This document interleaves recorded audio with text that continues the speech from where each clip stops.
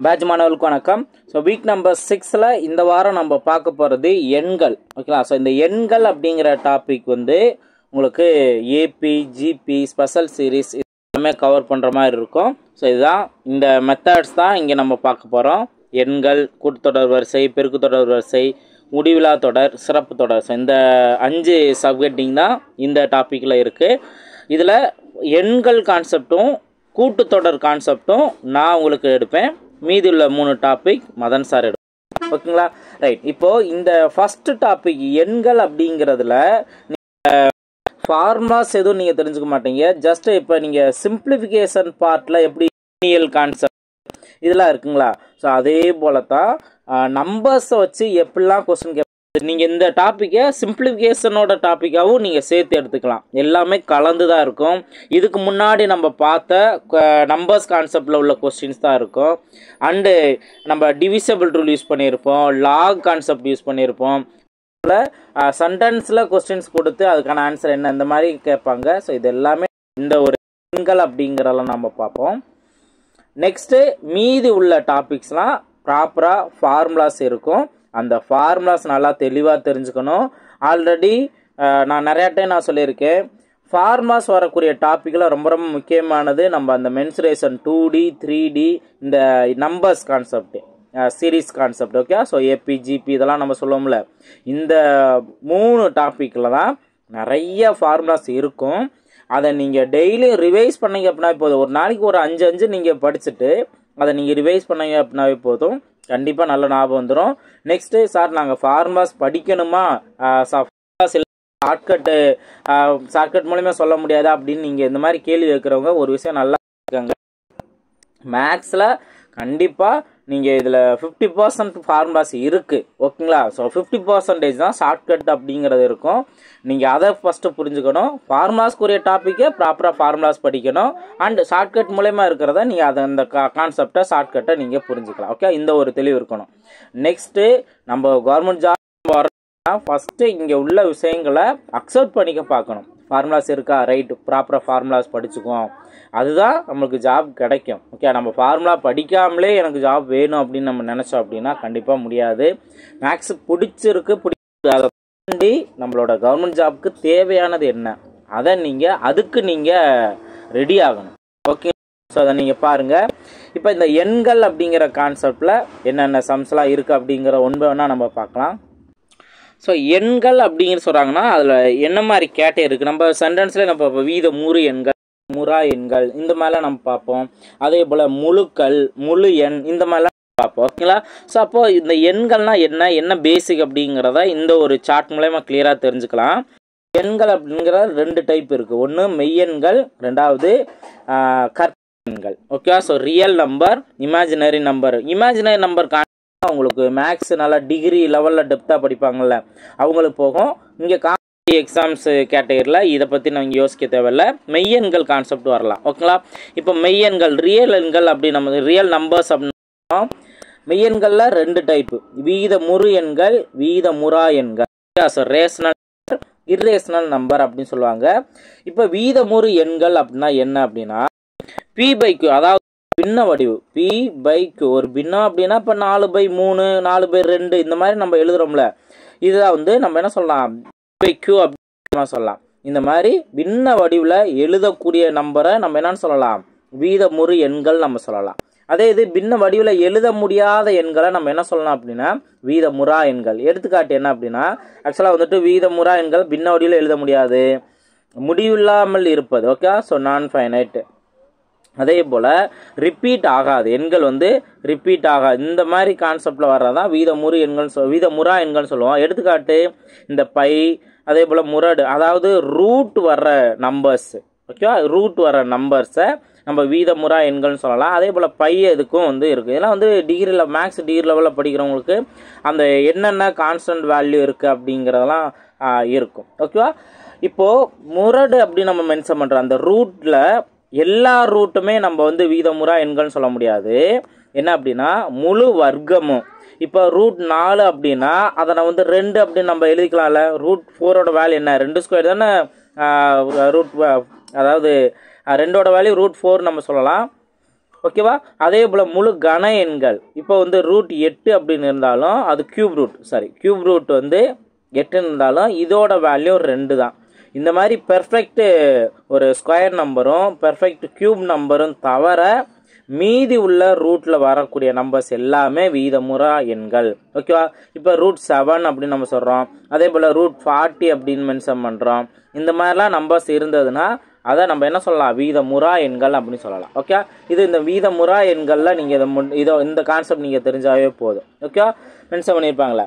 இப்போ அதே இது வீதமுறு எண்கள்லேயே 2 டைப். ஒன்று முழுக்கள் நம்ம மென்ஷன் பண்ணலாம், இன்னொன்று பின்னம் அப்படின்னு மென்ஷன் பண்ணலாம். இப்போ முழுக்கள் அப்படின்னு மென்ஷன் பண்றதுல, இன்டிஜர் அப்படின்னு மென்ஷன் பண்றதுல காமனா முழுக்கள் அப்படின்னு மென்ஷன் பண்ணோம்னா -∞ இருந்து +∞ வரைக்கும், அதாவது 0ன்னு ஸ்டார்ட் பண்ணி இந்த சைடு நம்ம -1 -2 இந்த மாதிரி நம்ம போயிட்டே இருப்போம். அப் டு எந்த நம்பர் மைனஸ்ல எவ்வளோ பெரிய நம்பர் தான், அப்போ -∞ வரைக்கும்.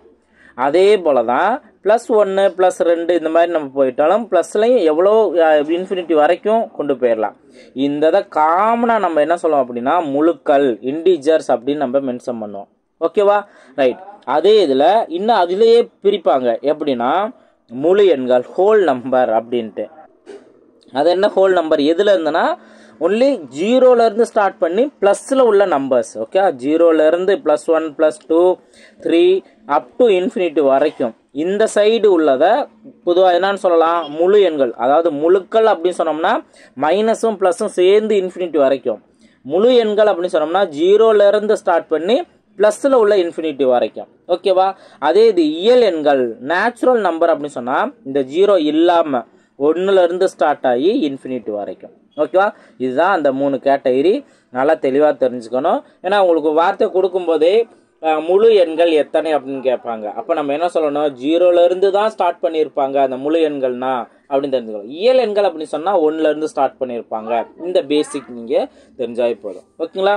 இப்போ அதே இது பின்னம் அப்படின்னு நம்ம எடுத்துட்டா அதுல 2 கேட்டகரி இருக்கும். என்னன்னா தகு பின்னம், தகா பின்னம். Okay, proper fraction, improper fraction, அதே போல மிக்சடு ஃபிராக்ஷன் அப்படின்னு இருக்கும். ஓகே, ப்ராப்பர் ஃபிராக்ஷன் அப்படின்னா உங்களுக்கு ஒரு பின்னத்தில் வந்துட்டு மேலே உள்ள பகுதியை தொகுதி அப்படின்னு சொல்லுவோம், கீழே உள்ளதை பகுதி அப்படின்னு சொல்லுவோம். ஓகேங்களா? அது இது நியூமரேட்டர், டினாமினேட்டர் அப்படின்னு மென்ஷன் பண்ணுவோம். ப்ராப்பர் ஃப்ராக்ஷன் அதாவது தகு பின்னம் அப்படிங்கிறதுல மேலே உள்ள நம்பர் சின்னதாக இருக்கணும், கீழே உள்ள நம்பர் பெருசாக இருக்கணும். ஓகே, இதுதான் தகு பின்னம். இதுவே அப்படியே ஆப்போசிட்டாக இருந்தால் தகா பின்னம், இம்ப்ராப்பர் ஃப்ராக்ஷன்.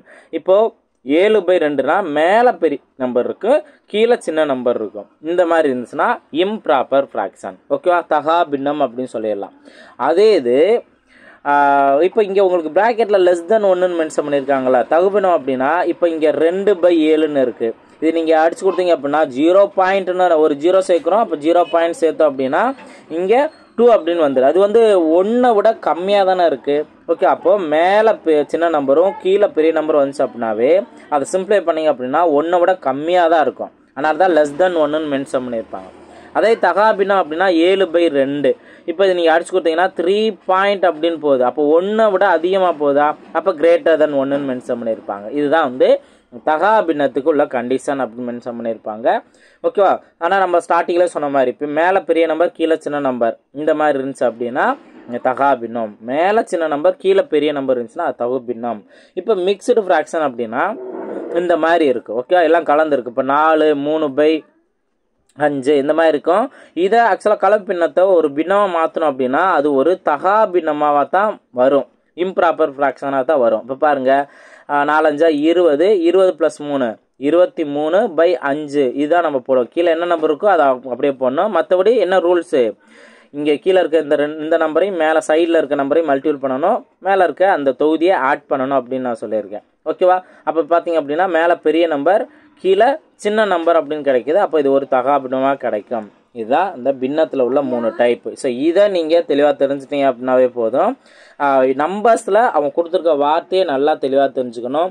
எது வீதமுறு எண்கள், வீதமுறா எண்கள், இதெல்லாம் நீங்கள் பின்னமாக மாற்றக்கூடியதும் முழு நம்பரும் இதெல்லாம் பார்த்தீங்க அப்படின்னா இப்போ 20ன்னு சொல்லியிருக்காங்க. இது எப்படி பின்ன வேல்யூனா ஜஸ்ட் 20/1ங்கிறதே ஒரு பின்ன வேல்யூ தான். கீழே முழு நம்பர் இருந்துச்சுன்னா கீழே 1 இருக்குன்னு அர்த்தம். பட் அது நம்ம எல்லா நேரத்துலையும் நம்ம போட மாட்டோம், முழு நம்பராகவே நம்ம போட்டு முடிச்சிடும். ஓகேவா? ஸோ அதனால் இது வீதமுறு எண்கள் அப்படிங்கிறத நம்ம தெரிஞ்சுக்கலாம். ஓகே, ஸோ இந்த பேசிக் தெரிஞ்சிருக்கணும். இந்த பேசிக்கை வச்சு ஒரு சில நேரங்களில் கொஸ்டின் கேட்டிருப்பாங்க. ஸோ அப்போது இது கண்டிப்பாக உங்களுக்கு யூஸ் ஆகும். ஓகேங்களா, நெக்ஸ்ட் கொஸ்டின்ஸில் நம்ம பார்க்கலாம். ஃபர்ஸ்ட் கொஸ்டின் பாருங்கள், ஜீரோவின் தலைகீழி என்ன?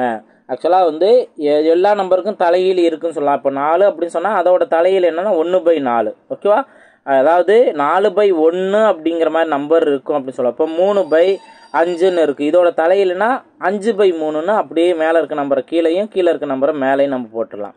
பட் ஜீரோவோட தலைகீழ்னா சார் 0ன்னு இருக்குது, அப்போ 1/0ன்னு போடலாமா அப்படின்னு கேட்டிங்கன்னா கிடையாது.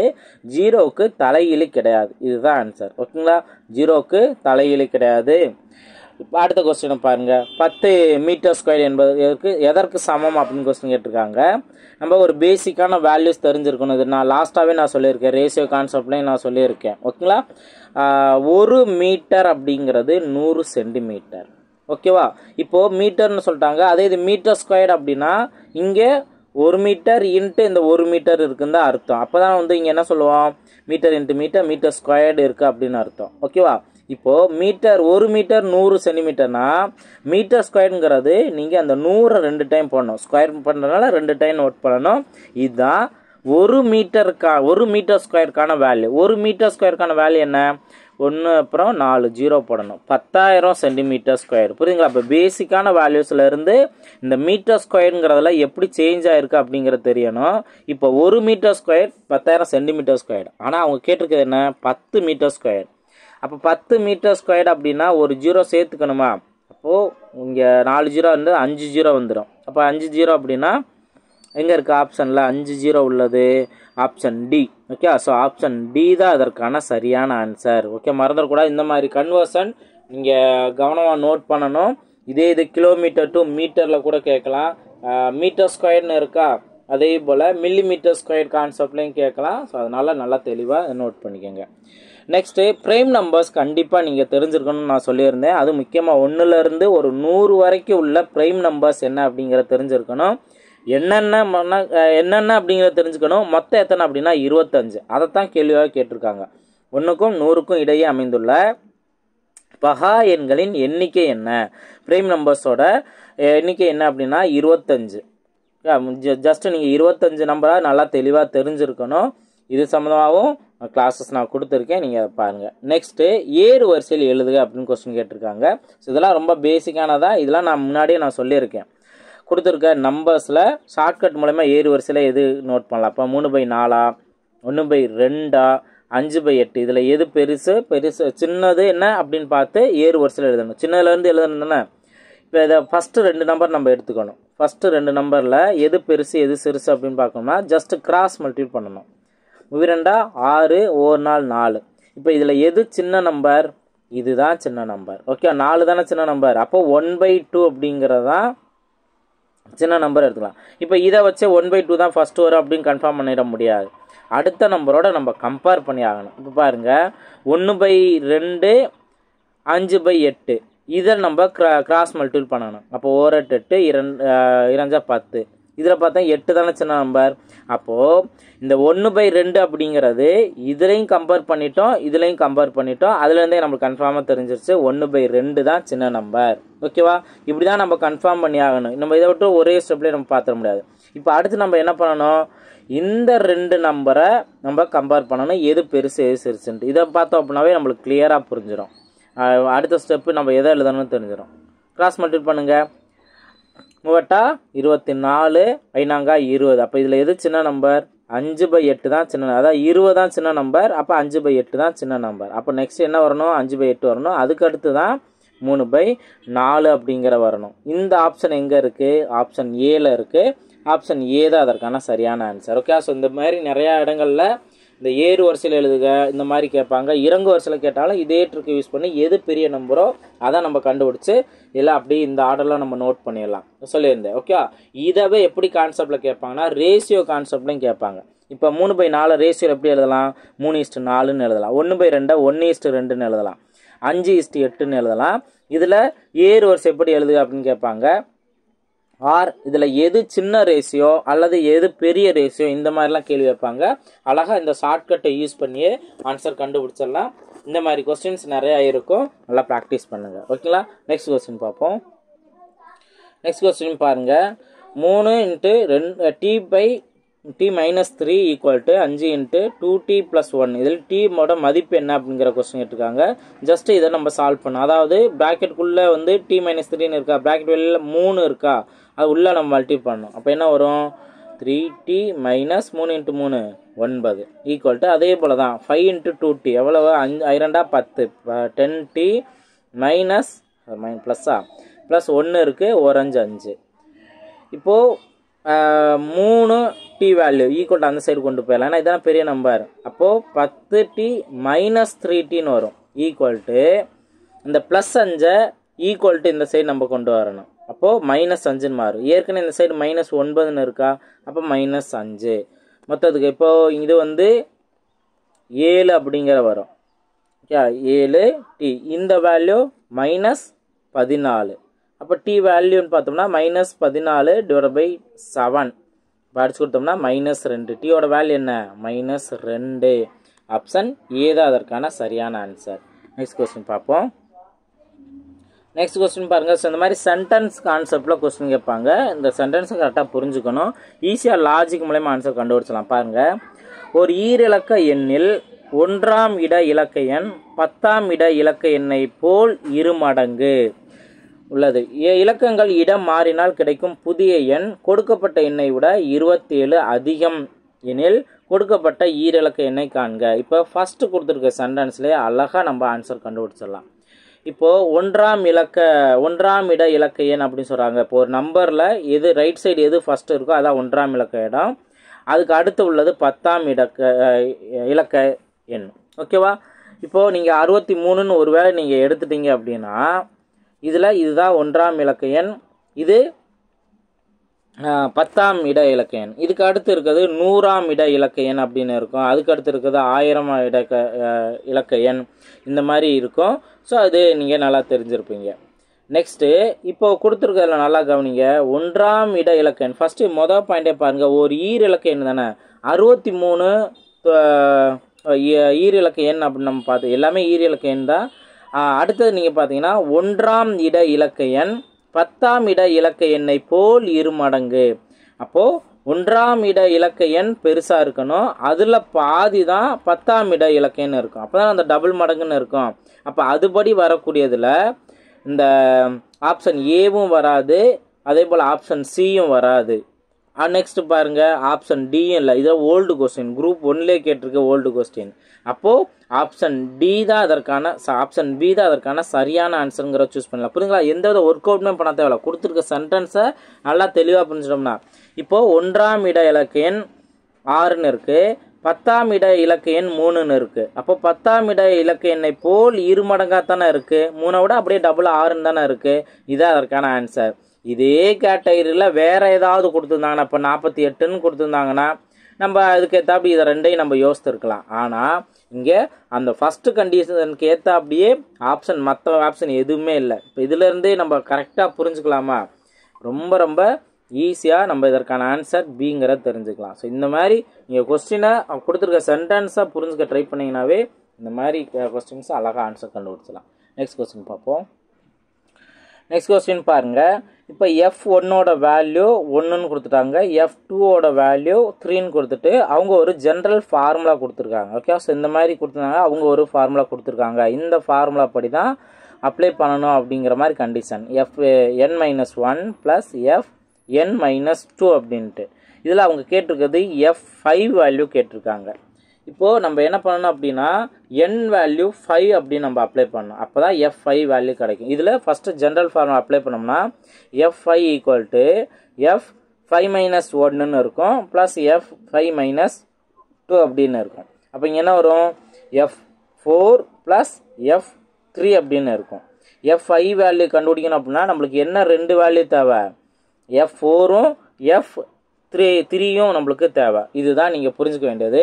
இப்போது சார் இங்கே F1 F2 மட்டும் தான் கொடுத்துருக்காங்க, 3 4 கொடுக்கல அப்படின்னு கேட்டிங்கன்னா நம்ம இங்கே F3 அப்படிங்கிறத இங்கே ஃபார்முலா ஜென்ரல் ஃபார்முலாவில் அப்ளை பண்ணணும். அப்ளை பண்ணும்போது இப்போ நீங்கள் F5 எடுத்துட்டீங்க அப்படின்னா அதுக்கு முன்னாடி உள்ள 4 3 அப்படின்னு தானே கிடைக்குது. அப்போ F3 அப்படின்னு நீங்கள் அப்ளை பண்ணிங்கன்னா அதுக்கு முன்னாடி உள்ள 2 + F1 இதுதான் கிடைக்கும். அதே போல் F4ன்னு அப்ளை பண்ணிங்கன்னா அதுக்கு முன்னாடி உள்ள F3யும் F2 இதுதான் வந்து கிடைக்கும். ஓகே, ஸோ அப்போ நீங்கள் சால்வ் பண்ணல தான் நீங்கள் அப்போ ஃபஸ்ட்டு F3 கண்டுபிடிச்சா F2ஓட வேல்யூ F3ஓட வேல்யூ ஆட் பண்ணணுமா? ஆட் பண்ணிங்கன்னா என்ன வரும்? 1, அதாவது F2ஓட வேல்யூ 3, F1ஓட வேல்யூ 1. அப்போ 3 + 1 4. அப்போ F3ஓட வேல்யூ 4 அப்படிங்கிறத தெரிஞ்சுக்கிட்டீங்க. இப்போ அடுத்தது F4ஓட வேல்யூ. F4ஓட வேல்யூ கண்டுபிடிக்கணும்னா F3ஓட வேல்யூ 4, F2ஓட வேல்யூ 3. அப்போ 4 3 கூட்டினா 7. இதுதான் வந்து F4ஓட வேல்யூ. இப்போ நம்ம என்ன பண்ணணும்? இது ரெண்டையும் ஆட் பண்ணோம்னா F5ஓட வேல்யூ வந்துடும். F5 வேல்யூ என்ன? 11. ஓகேங்களா? ஸோ 4 + 7 11. ஆப்ஷன் டி தான் அதற்கான சரியான ஆன்சர். ஓகே, இந்த மாதிரி ஜென்ரல் ஃபார்முலாவில் கொடுத்துருந்தாங்க அப்படின்னா அதை கரெக்டாக அந்த ஃபார்முலாவில் அப்ளை பண்ணும்போது நம்மளுக்கு என்ன ஆன்சர் கிடைக்கும் அப்படிங்கிறத தெளிவாக தெரிஞ்சுக்கணும். அதில் இருந்து ஆன்சர் கண்டுபிடிச்சிடலாம். ஓகேவா? நெக்ஸ்ட் கொஸ்டின் பார்ப்போம். நெக்ஸ்ட் கொஸ்டின் பாருங்கள். ஸோ இந்த கொஸ்டின் புது மாடல், அதாவது பிபோனாகி தொடர் அப்படின்னு சொல்லுவாங்க. பிபோனோசி தொடர் அப்படின்னு சொல்லுவாங்க, அல்லது பிபோனாகி தொடர் அப்படின்னு மென்ஷன் பண்ணுவாங்க. இதுக்கு ஒரு 2 கண்டிஷன் தான் இருக்குது. என்ன அப்படின்னா, முதல் condition first 2 number 1 1. Okay, first 2 number 1 1ன்னு இருக்கும். ஓகேவா? அடுத்த 2வது கண்டிஷன் என்ன அப்படின்னா, அடுத்தடுத்த நம்பரோட கூடுதல் தான் அடுத்த நம்பராக வரும். ஓகே, இப்போ 1 + 1 என்ன? 2ன்னு வரும். அடுத்து 2 + 1, அதாவது இந்த 2 நம்பரோட கூடுதல் 3. அடுத்து இந்த 2 நம்பரை கூடுதல் 5. இப்படி தான் அடுத்தடுத்த நம்பர் உருவாகிட்டே போய்கிட்டே இருக்கும். இதைத்தான் வந்து என்ன சொல்கிறோம்? பிபோனாகி தொடர், பிபோனோசி தொடர், இந்த மாதிரி நம்ம சொல்லுவோம். ஓகேவா? இந்த கண்டிஷன் எப்பவுமே 1 1ன்னு தான் ஸ்டார்ட் ஆகும். இப்போ நீங்கள் யோசிக்கலாம், அதாவது இதுக்கு முன்னாடி 0ன்னு இருக்குமா? 1 + 0 1 தானே. அதனால தான் இந்த ஃபர்ஸ்ட் 2 நம்பர் 1 1 அப்படின்னு இருக்குது. ஓகேவா? இதில் அவங்க எத்தனாவது நம்பர் வேணால் கேட்கலாம். இப்போ இங்கே இருந்து தானே ஆரம்பிச்சிருக்கு, 1ன்னு தானே. இது 1வது பிபோனோசி, இது 2வது, இது 3வது, இது 4, இது 5, அப்படியே 6 7 8 இந்த மாதிரி போயிட்டே இருக்கும். அவங்க 10வது பிபோனோசி நம்பர் என்ன, 11வது நம்பர் என்ன, இந்த மாதிரி கொஸ்டின் கேட்பாங்க. நீங்கள் அழகாக ப்ரீவியஸாக இருக்க 2 நம்பரை ஆட் பண்ணி அடுத்தடுத்து அப்படியே செயின் ரியாக்ஷன் மாதிரி அப்படியே கொண்டு போயிடலாம். ஓகே, இவங்க இங்கே என்ன கேட்டிருக்காங்க? ஏவோட மதிப்பு என்னன்னு கேட்குறாங்கல்ல. அப்போ இது பிபோனோசி தொடர் அப்படின்னு மென்ஷன் பண்ணிட்டாங்க. ஒரு சில நேரங்களில் இது இந்த வார்த்தை, இந்த வேர்டு சொல்லாமலே இந்த சீரீஸ் கொடுத்துருவாங்க, 1 1 2. அப்போ இதுலேருந்து இது எப்படி வந்தது அப்படிங்கிறதே நம்ம அழகாக புரிஞ்சுக்க முடியும். ஏன்னா இது ரீசனிங் பார்ட்லேயும் அதே ஒரு நம்பர் சீரீஸில் இது மாதிரிலாம் இந்த மாதிரி கண்டிஷனை வச்சும் கொடுப்பாங்க. அழகாக நீங்கள் அதை தெரிஞ்சுக்கலாம். இப்போ ஏவோட வேலை அதுக்கு முன்னாடி இருக்க 2 நம்பர் தானே. 5 + 3 8. 5 + 8 என்ன வரும்? 13 அப்படின்னு வரும். ஆப்ஷன் டி தான் அதற்கான சரியான ஆன்சர். 13 தான் அந்த ஏவோட மதிப்பு. புரிஞ்சுங்களா? ஸோ இந்த மாதிரி நம்ம பிபோனோசி தொடர்னா என்ன அப்படிங்கிறத தெரிஞ்சுட்டு கரெக்டாக அவங்க இடையில எந்த நம்பர் கேட்டாலும் அழகாக ஆன்சர் கண்டுபிடிச்சிடலாம். நெக்ஸ்ட்டு ஒரு கொஸ்டின், இதிலே ஒரு கொஸ்டின் உங்களுக்கு ஹோம்ஒர்க் கொஸ்டின் கொடுக்குறேன். ஸோ இந்த 18வது கொஸ்டின் உங்களுக்கான ஹோம்ஒர்க் கொஸ்டின். 1 1 ஸ்டார்ட் பண்ணி அடுத்தடுத்த நம்பர் ஆட் பண்ணிட்டே இருப்பாங்க. அடுத்த உறுப்பு என்னன்னு கேட்டிருக்காங்க. ரொம்ப சிம்பிளாக உங்களால் ஆன்சர் கண்டுபிடிச்ச முடியும். கீழே கமெண்ட் செக்ஷனில் பதிவு பண்ணுங்கள். இது உங்களுக்கான ஹோம்ஒர்க் கொஸ்டின் நம்பர் 1. ரொம்ப சிம்பிளாக தான் கொடுத்துருக்கேன். ஜஸ்ட்டு ஆட் பண்ணுற வேலை தான் உங்களோட வேலை. நெக்ஸ்ட் கொஸ்டின் பார்ப்போம். நெக்ஸ்ட் கொஸ்டின் பாருங்கள். 11வது பிபோனோசி எண் என்ன அப்படின்னு கொஸ்டின் கேட்டிருக்காங்க. 11வது பிபோனோசி எண் அப்படின்னு கொஸ்டின் கேட்டிருக்காங்க. இந்த மாதிரி எந்த வித சீரீஸும் கொடுக்காம ஜஸ்ட் பிபோனோசி எண் அப்படிங்கிற க்ளூ கொடுத்ததுக்குனால நம்ம என்ன பண்ணுவோம்? 1 1 நம்ம ஸ்டார்ட் பண்ணுவோம். இதை 2 ஆட் பண்ணால் 2, இந்த அடுத்த 2 3 5 8 13. நெக்ஸ்ட்டு 13 + 8 21. இப்போ இது எத்தனாவது பிபோனோசி நம்பர்னு பாருங்கள். இது 1, இது 2, இது 3வது, இது 4 5 6 7 8 வந்திருக்கு. அடுத்து 9வதுனா இது 2 நம்ம ஆட் பண்ணணும். 13 21 ஆட் பண்ணோம்னா 34. ஓகே, 34. இது வந்து 9வது. நெக்ஸ்ட்டு 34யும் இதுக்கு முன்னாடி இருக்க 21 ஆட் பண்ணோம்னா 55. இது 10வது. ஓகேவா? இப்போ 11வது அப்படின்னு கேட்டாங்கன்னா நம்ம என்ன பண்ண போகிறோம்? இது 2 தான் நம்ம ஆட் பண்ண போகிறோம், 9ஐயும் 10ஐயும்.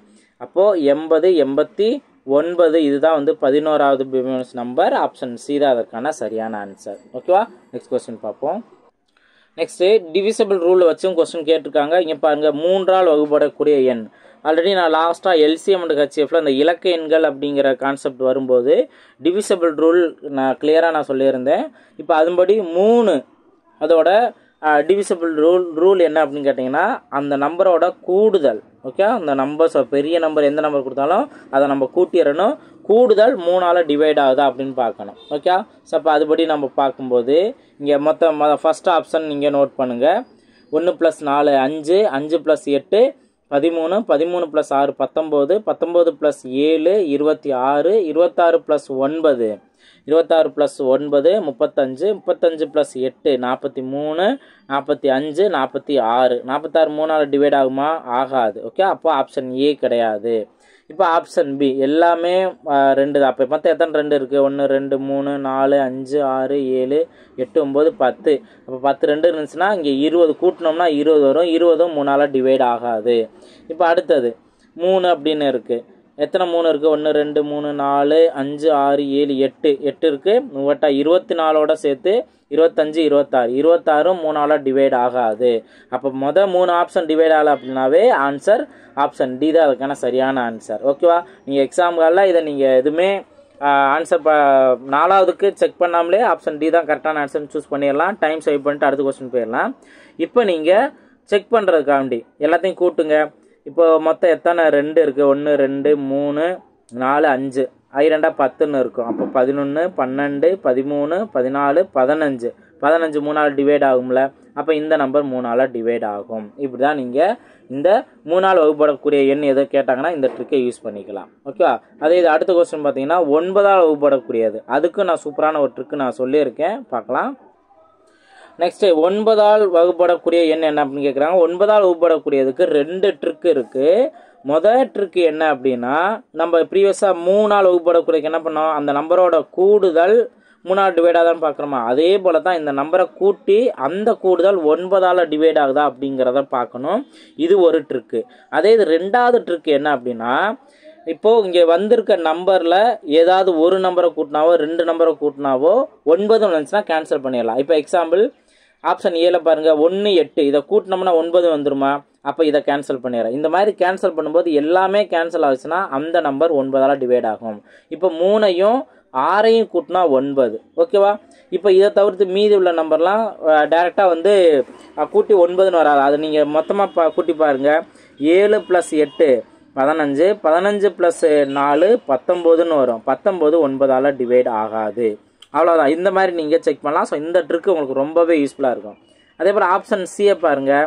இப்போ 9 டேரெக்டாக 9ன்னு வரதை கேன்சல் பண்ணிடுறேன்.